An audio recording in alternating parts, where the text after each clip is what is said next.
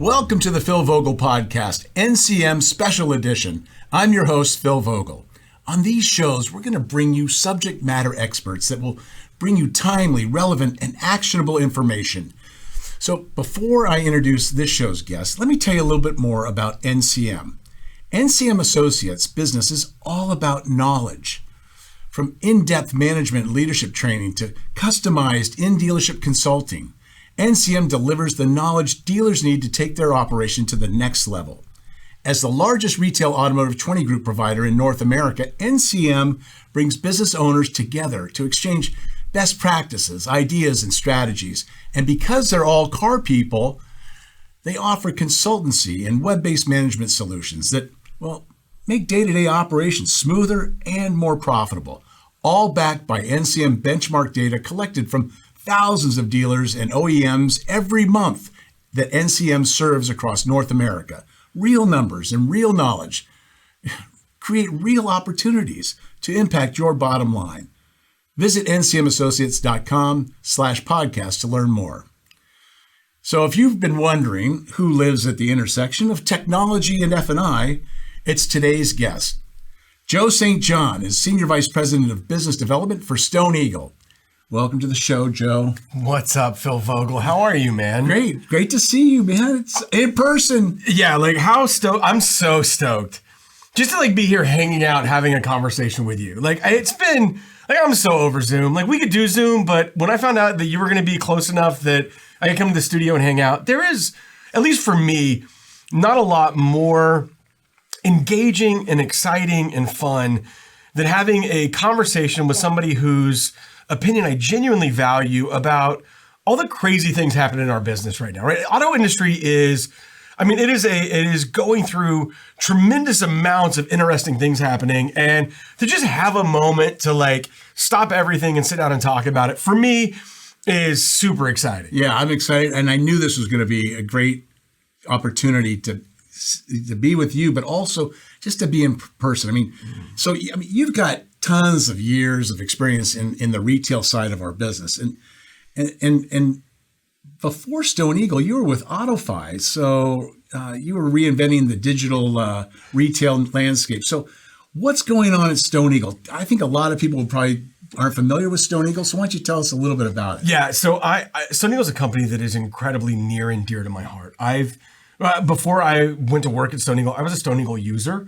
Stone Eagle really has kind of two businesses, and people know us for either one of these two things. So Stone Eagle, for lack of a better term, is really the platform administration system that a large volume of the F&I product marketplace uses to run their business. So think of us almost like the DMS for the big F&I product companies. So everything from ratings and forms and risk management to reinsurance and claims administration, all of that is done inside of the Stone Eagle admin system. When you say ratings, what do you mean? So for F&I products. So when you think about big F&I product companies, we have incredible clients. Companies like Zurich and Allstate, who, when they build those F&I products, are using our software as effectively their DMS to build those F&I products and then take them to market. So we support over 15,000 dealers through our ratings and claims systems that are interacting with companies that are using Stone Eagle to manage their F&I business.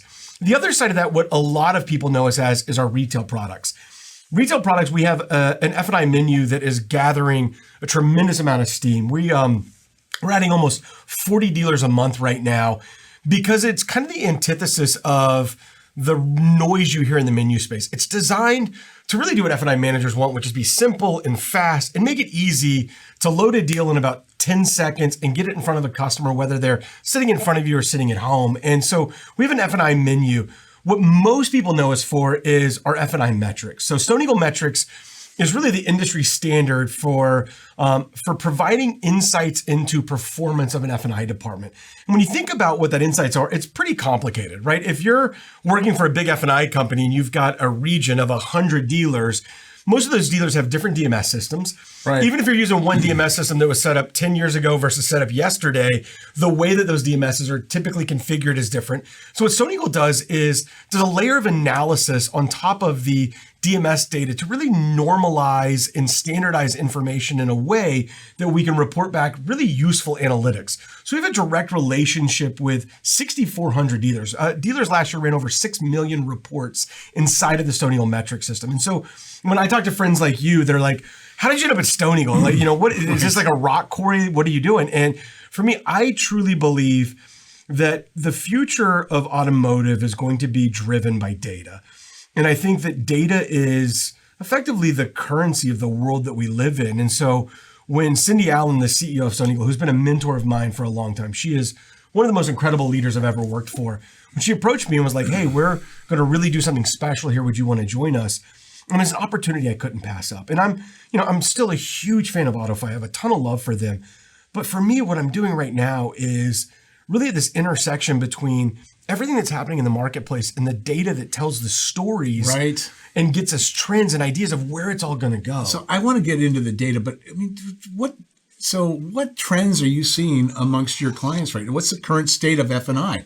I mean, the last, before COVID hit, it was all about the margin compression, right? Mm-hmm.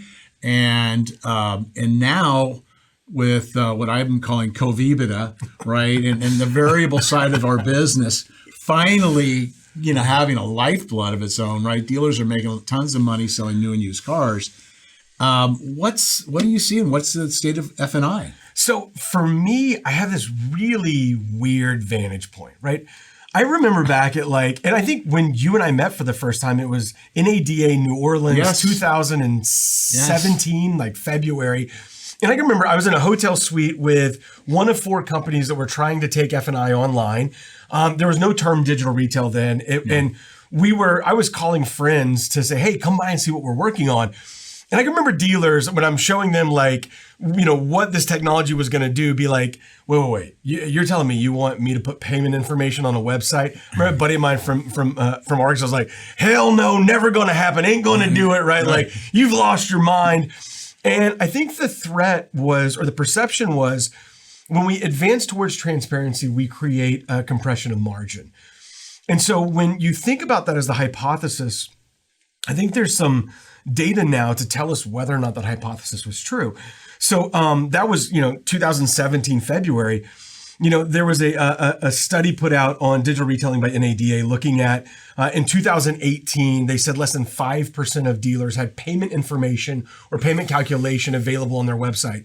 2021, it's now 91%. And for me, I think when was the line of demarcation? I was selling dealers digital retail as an idea and a concept and as a product. And when you think about where the line of when that transition happened, it's easy for me to identify, right? It's March, April, May of 2020. I have friends like Matt Greenblatt at Matt Blatt Kia in New Jersey, right, whose dealerships were shuttered and their state was like, well, you're not an essential business, so you can fix them, but you can't sell them. And these dealers had to respond very rapidly. And it's one of the things I love about dealers, right? You've been around this business longer than I have. And my mom worked in a service department. My dad was an F&I manager. Dealers are and people that work at dealerships are so gritty and so creative, and they will find a way. And if you look at that kind of line of March, April, and really May, you had dealers that were getting new technology, installing that technology, and going to market with sales plans that worked and that were effective. And I think that was the line. And so now at Stone Eagle, with our dealers' data, if you draw a line and you go, we analyzed 25 million car deals from January of 19 until August of this year. And if you take and you say, okay, well, the hypothesis was, if we go transparent and we move this stuff digitally, F&I gross is going to do this, right? It's going to have the same margin compression in F&I, and our hearts are racing because those are the assumptions. Those are the assumptions. So if that was the assumption, then and you draw a line in that March, April, May timeframe, then what you should see is that gross continues to diminish on front end, and the revenue for F&I continues to do this. The exact opposite is what happened. When you graph out from January of 19 until August of this year, and you draw a red line down that paper on May of 2020, what you see is this long-term steady growth of profitability in F&I, and then you see this hockey stick move in not only F&I gross, but front-end gross. Right. Now, I'm not saying that that digital retail can claim all of that. What I'm saying though is that something in the marketplace, and I think it's a combination of inventory shortage. I think it's a combination of massive demand of customers. I think it's a combination of improved information actually helping customers to land themselves correctly on the right vehicle. And I think all of those things are converging into an environment where you're seeing this massive increase in front end gross and back end gross. And when you think about what's driving that back end gross and you really start to break it down, it gets really interesting. Yeah, so you mentioned the data, right? You've got, 6,400 dealers, right? And you mentioned like 15,000 other players. Mm-hmm. You have to have a treasure trove of data, right? So what is that data? What is that huge data set telling you? So for me, I feel like a kid in a candy store, right? Like Phil, when I got there, I'm pulling up my old Stone Eagle reports from when I was an F&I director and going, and my numbers, like I thought I was the greatest F&I director of all time. My numbers, like by today's standards, suck, right? If you think about PRU in January of 2019, averaged across 6,000 plus stores, there's about 1,200 a copy. PRU in August this year was over $1,800 a copy. And you look at what's driving that, the data for me is really interesting. And I think that the story is actually before the Stone Eagle data, because when you break down that F&I gross, right? When you break down a per retail unit on a vehicle, right, you have two piles of money that comes from. One is the F&I reserve. So whether it's a flat or it's a rate markup, it's the F&I reserve. The other is the profit on the F&I products that are sold on it. And so the first thing I wanted to look at was what's happened to rate reserve. And to understand what's happened to rate reserve, and I can tell you it's gone way up, right? Rate reserve has gone from about 600 a car to 900 a car. So you have this massive increase in rate reserve. So what we wanted to look at was, well, are dealers charging more markup? Right. And is it more markup on new, more markup on used? So we looked at the buy rate, the sell rate, and the rate markup on 25 million car deals from January 19 until now. Because we wanted to look at 19 as well, because 20's data is pretty crazy. Here's the interesting thing. Dealers since January of 19 have been charging about 1.5 points. So if you think about the rate markup, combined new and used on finance deals, it's roughly 1.5%. Used cars about 1.8, new cars about 1.2, and that rate markup hasn't changed, but the rate reserve has. So then we thought, well, where's that coming from? Well, it's coming from the amount financed. So if you look at the amount financed on used cars, it went from roughly 21,000 to about 29,000. So you have this massive increase in the amount financed, which is turning into more of that F&I rate reserve. And then as a former retail person, I go, well, how's that happening? Well, you hear these stories of my dad's still an independent car dealer. He'll literally will text message me window stickers like out of Carfax. And he'll be like, look, here's a window sticker on a 3-year-old Jeep Wrangler Sahara, right? He's got the window sticker and it's like 47.5. And then he'll send me the book value. Wholesale's 48.3, right? It's almost $1,000 higher wholesale book value today versus the window sticker of that car 3 years ago. And all that's driven by the Manheim Index. So Manheim Index is at 200, which is is off the charts. And so then I was like, well, why is the used car value so high? And I found an article in Wall Street Journal. It's actually it's another podcast. It's super interesting. What? And they're another podcast? Another podcast. It's not as good as the Phil Vogel podcast, but it's from the Wall Street Journal. And I think that the interesting piece of this is that the hypothesis of this podcast is that the number one supplier of used car auctions forever has been the rental car companies. Right. Well, okay. Well, the rental car companies would offload their old inventory over at the auctions and they would go to the OEMs where they have these long-term contracts and they would replenish them. Well, because the OEMs are having a hard time meeting those contractual requirements due to the chip shortage, now those rental car companies are dialing up their mileage limits. And instead of dumping cars at auctions, they're buying cars at auctions. Yeah. So if you think about this, they're buying cars at auction. They can pay more for them because they're going to rent them instead of just sell them as a unit of inventory. So you have this massive inflation in the used car pricing, which then is driving up the book values because the book values are indexing off the Manheim Index. So now you have these book values that are higher than the window sticker was 3 years ago. So now these lenders are lending 120% on a book value that's higher than the window sticker. And so what you have right now, which blows my mind, is outside of home loans, right? So outside of mortgages, non-mortgage U.S. debt, Auto loans is now number 2 behind student loans. Student loans is 1.57 trillion. Auto loans are now 1.42 trillion in outstanding debt.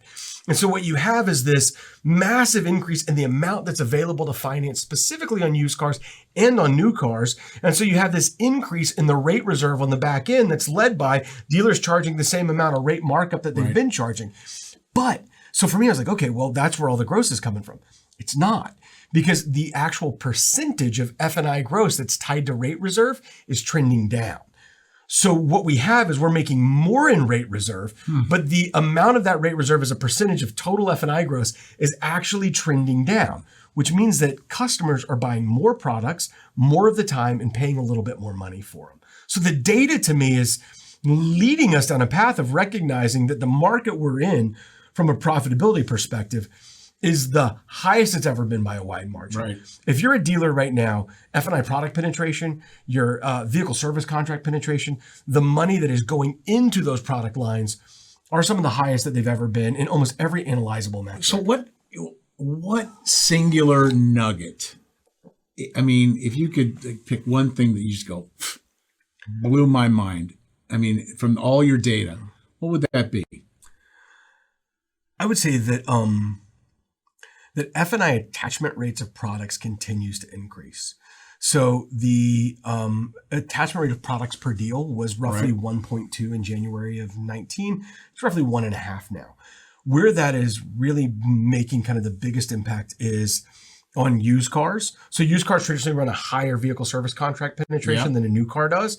But new cars, people buy tire and wheel and dent and ding and windshield and these other kind of products that are focused on the ancillaries. On used cars, it's pretty much like, Gap and VSC, and then sometimes you'll pick some stuff up. But the attachment rate is typically, so VSC rate's higher on used cars versus new cars, but new car attachment rates on products is higher than used cars. Used car attachment rates are going up and going up significantly. What I think that is that in today's marketplace, you have this limiting of inventory on new cars. I was at a Sam Pack. When you say attachment rates, I mean the number of products sold per car. Got it. So the products sold per car has gone from 1.2 to 1.5. Right. And on used cars, it's gone up by a higher differential than on new cars. And so what I think it signals is that consumers that are buying used cars today, in some ways, are behaving more like a new car customer. Because they can't get access to a new car. So you want to go buy a 4Runner, you can't get a new 4Runner. You go find a certified pre-owned 4Runner that's $4,000 more than what you would have paid for a new 4Runner a year and a half ago, but you want a 4Runner, so you end up buying that vehicle. But because you're a new car buyer, you happen to be more open to the idea of keeping it looking nice and taking care of the interior exterior. And then the other thing for me, because I think everybody said, oh, it's going to be all used cars, right? We're going to dry up new cars and it's all going to shift over to used. Our used to new, like our percentage of new cars sold typically floats in the low 50s, like 52 to 54. All summer, right? I kept hearing this narrative that dealers don't have any cars. Right. So they're just grossing, but they're not selling as many. Wrong. Dealers were selling more cars this summer than the same time period in 20 and the same time period in 19. On average, they were selling more cars on average this summer. Now, it has tapered off in September and October. But what I think is interesting is I was like, well, it's got to be all used cars. But it wasn't. No. The used car mix was about the same as it's been. Now, for the first time, it typically runs about 52% new, 48% used. Now, in October this year and September this year, it reversed. So now it's 48% new to 52% used. That has happened one other time in that time period, which was right in the middle of COVID. But so I think that we are starting to see that mix shift a little bit. Right. I was betting, and I make lots of wrong bets when it comes to what's going to happen in this business. Sure. I was betting that was going to shift hard before we got to the summer, and it didn't because of what I think is happening at the auction, which is, man, I rented a luxury the other day at the rental car counter, and it was a 100,000-mile Ford Explorer because they just keep dialing up those mileage amounts. Right. It's your luxury vehicle. It's my luxury there vehicle. I felt super luxurious. Hey, so you're talking about these margins and the changing metrics. What's the impact of digital transparency? I mean, and where are we headed beyond? Now and in the future. Yeah, so that's actually the question that I've been trying to really dig into. And so I was just at Digital Dealer in Las Vegas. Yeah. And I was having dinner with some friends of mine from Germain Automotive. So I was talking to Scott Cassidy, who's the finance director at their Honda store in Beaver Creek, right outside of Dayton. And we're at dinner and we're hanging out. I'm like, all right, look, one former F&I manager to another. Right. You guys do a ton of like digital retail business. You have a vast majority of your customers that are structuring their car deals. They're analyzing payments. They're doing all this before they ever show up to the store. Yet I'm looking at your Stone Eagle numbers and you guys keep going up. I mean, you're running the national average is 1,800. You're, hundreds of dollars above that. And you're a Honda store, right? Which is typically lower in the F&I PRU. Why do you think you're running these kind of, like, what is different about a digital retail customer versus a traditional customer? And this, like, I literally took my phone out and like, I left my phone out there because I didn't want to buzz it. I was literally like writing notes at dinner in my phone.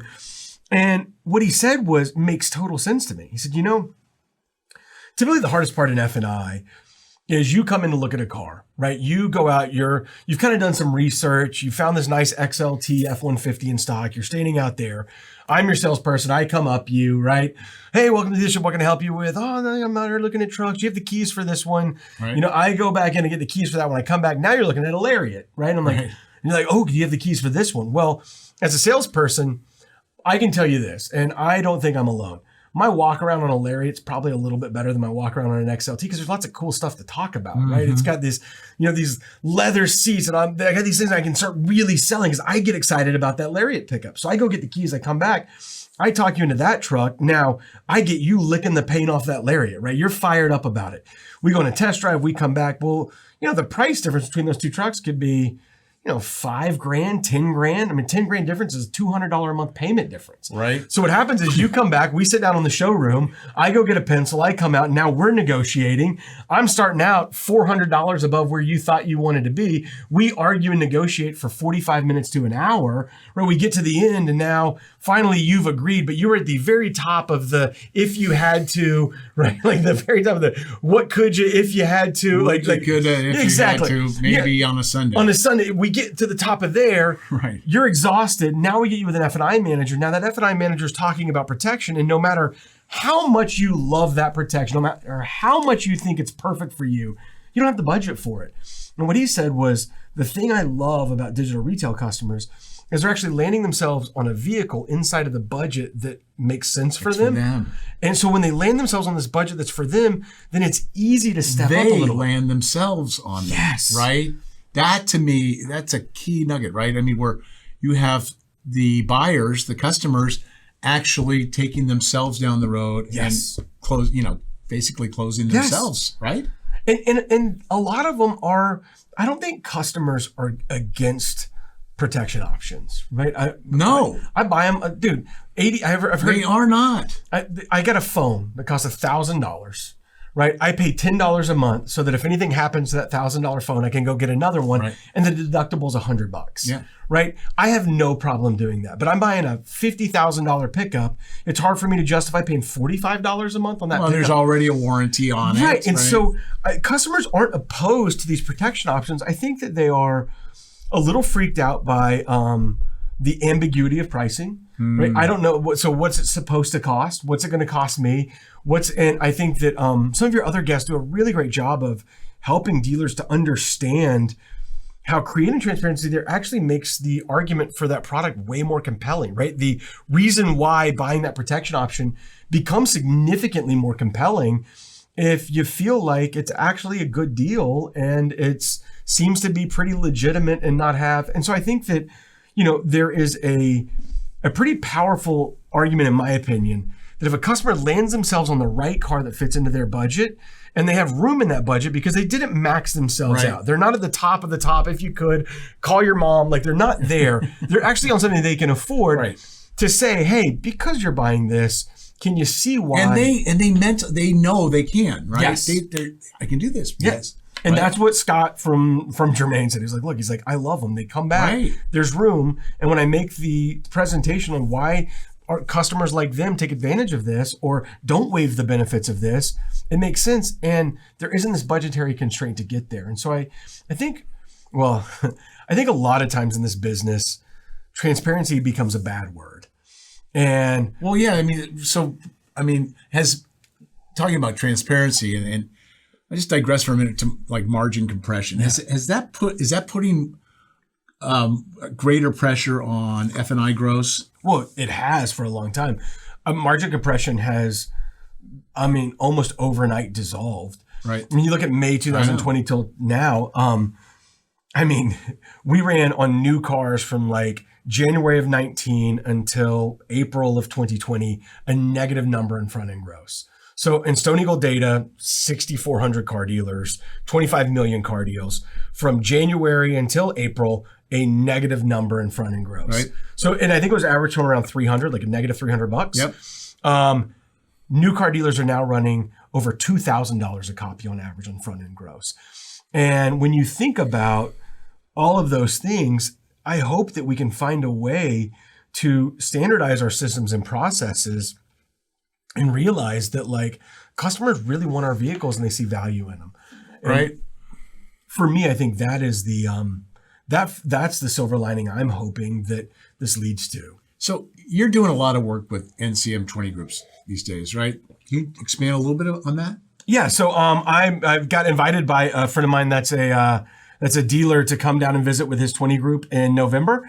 And I'm hoping to share with them some of the data that we're seeing. And if nothing else, give them some insights into, where they are in kind of in proportion to what's happening in the industry. It's never enough to know. I know what my performance is, but I don't know whether or not that's good performance or bad performance. And sometimes being able to see that against different data points that may not always be there, right, can provide a lot of insight to me of the little like things that I can turn or the levers that I can pull to improve what I'm doing.